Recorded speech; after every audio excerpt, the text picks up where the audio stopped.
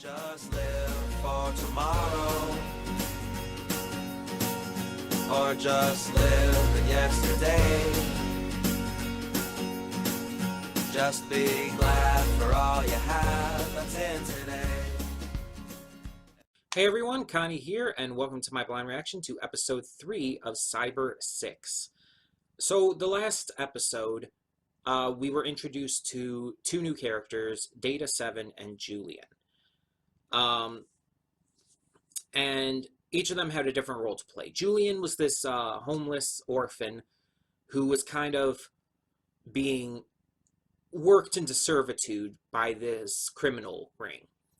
He was being told to steal wallets and pickpocket people to steal their wallets and stuff, and just do other kinds of petty crimes and stuff. Well, little crimes.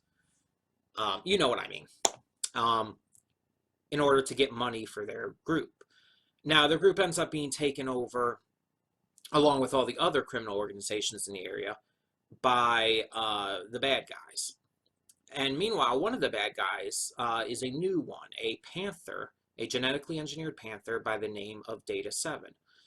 And throughout the episode, we found out that Data 7 was actually the deceased brother of Cybersix, who had fallen off a cliff when they were young, and Cybersix was unable to save him.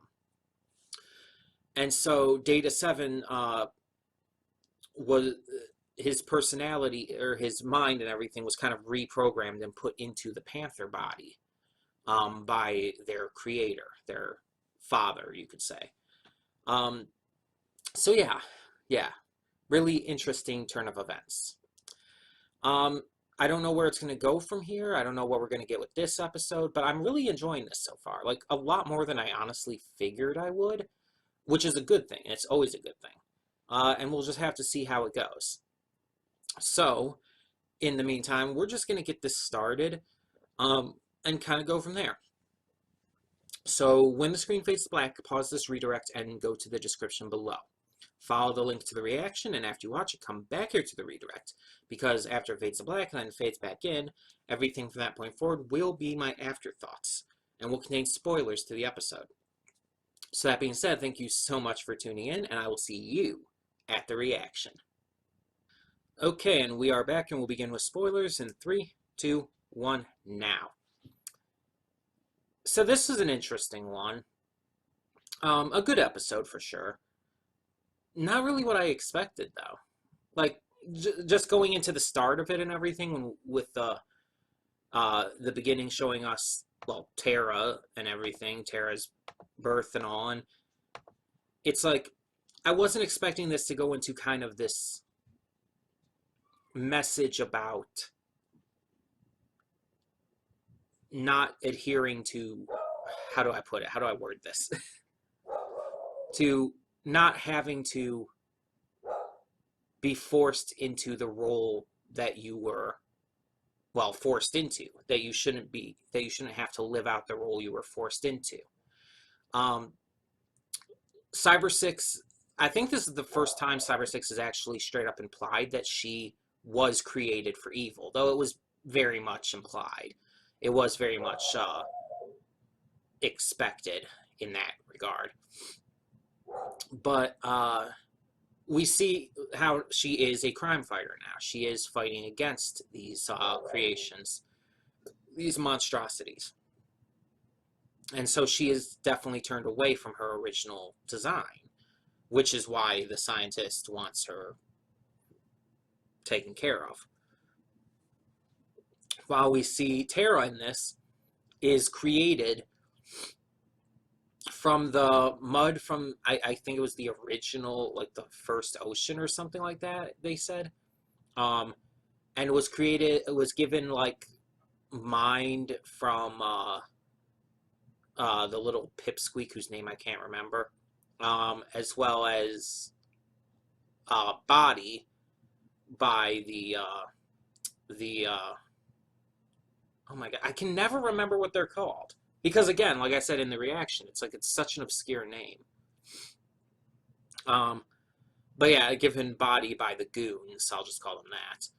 And so it creates this mud monster who's like kind of childlike at first. Like seriously, the way it was acting was very childlike. It was very innocent. It was just kind of like almost like playing with toys. Um, it was only listening to the little pipsqueak because I was trying to say twits, but I don't know why I messed up there. It started to listen to the pipsqueak because it recognized him as its creator, basically. Even though it's not quite how that worked, but still.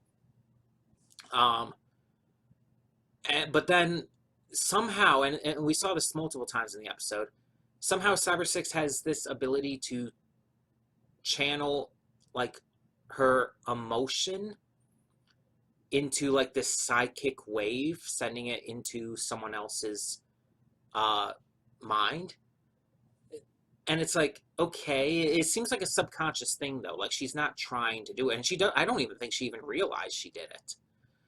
But she did, and it seemed to influence Tara, allowing it to kind of understand the concept of love. Because as we saw in this episode, prior to the fights and everything, Cybersix was thinking about that. That was heavy on her mind. Which again, I'm all good for. Like I'm good with this ship, which I guess kind of partially canon, at least on one side. But yeah, it's like I'm good with that, and I think it was a cute scene. Her imagining dancing with him in the while she's wearing that cute red dress and everything like that. That was a really cute scene. So yeah, I understand like where the aspect of the love came from when she psychically transferred it to Tara somehow. But yeah, it's like it's still just this weird power that just kind of came out of nowhere. I wonder if we're gonna go into that at all. Um, I don't know. It's just we don't have that many episodes, so it's hard to say. Um, and they kept the theme of love heavy in this episode, even up to the end, because the greatest act of love one can commit is self-sacrifice. And in the end, Tara sacrificed itself to save Cybersix.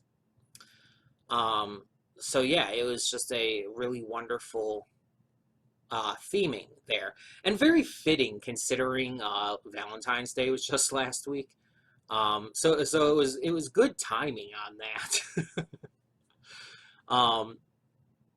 But yeah, it's like, and it shows multiple different kinds of love in this too. Because, yeah, we get the romantic love aspect of it, but we also get familial love, obviously, with Cybersix and Data 7. And then we get kind of like a almost friendship kind of love with Cybersix and Tara. It's kind of like they form like that kind of... That's the only kind of relationship you could really consider for that. And really the only reason that Tara... gave its life to save Cybersix is because Cybersix was the only person who was being kind to it. By comparison, it's like the little twerp was electrocuting it. So it's like, yeah, definitely not a good impression there. But yeah, it's like, I really, really enjoyed this episode. And looking back on it, I do like its theming, and I do like what it was going for. I just feel like there's a lot that's kind of very little explanation was given for. And I don't know if we're going to get it, and that's what kind of worries me. Because are we just supposed to, like, accept that Cybersix has these random psychic powers as well? And just have no explanation or no even acknowledgement of it? It's just something that happens from time to time or something? Is that what we're going to get with it? I don't know. It seems a little weird. Maybe it will be addressed at some point. I don't know. But either way, yeah. This was another enjoyable episode, and I can't wait to see where it goes next. So tell me in the comments below what you thought of episode 3 of Cybersix. And for now, I'm Connie, and I'm signing off. See y'all next time.